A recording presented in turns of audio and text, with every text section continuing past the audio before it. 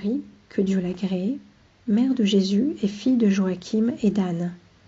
Elle est descendante des messagers prophètes, tout comme Jésus, paix de Dieu sur lui. Il faut rappeler que Jésus a des grands-parents, qui sont Joachim et Anne, des arrière-grands-parents, et ainsi de suite. Dans la sourate 39, verset 6, « Il vous a créé d'un seul et même souffle vital.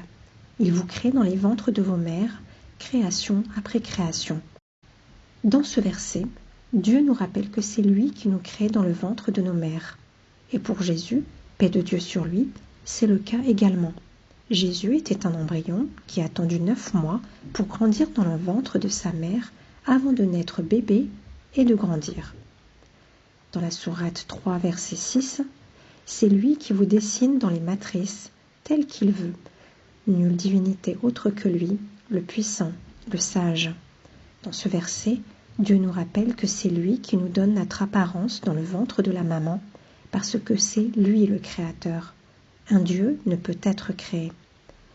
Dans la sourate Marie, sourate 19, versets 16 à 19, nous, c'est Dieu, nous lui envoyâmes notre esprit, Gabriel, qui se présenta à elle sous la forme d'un homme parfait.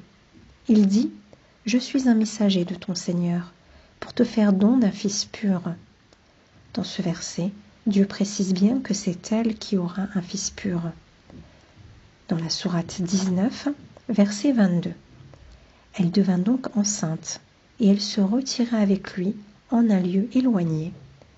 Puis les douleurs de l'enfantement l'amenèrent au tronc du palmier, et elle dit « Malheur à moi, que je ne fusse morte avant cet instant, et que je fusse totalement oubliée. » Dans ce verset, on constate également qu'elle souffre des douleurs de l'enfantement, comme n'importe quelle maman. Sa souffrance n'a pas été allégée. Marie a mis au monde Jésus, paix de Dieu sur lui.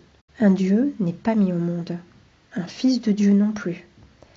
La famille de Joachim et Anne ne sont pas la famille de Dieu en termes de filiation, mais sont les rapprochés de Dieu.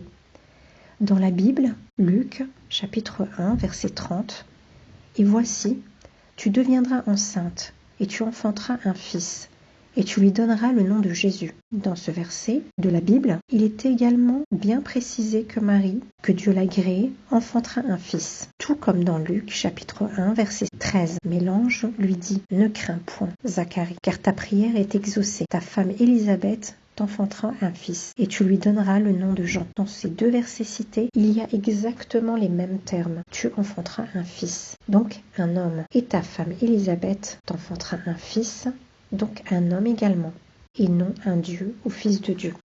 Une précision concernant les livres de Dieu.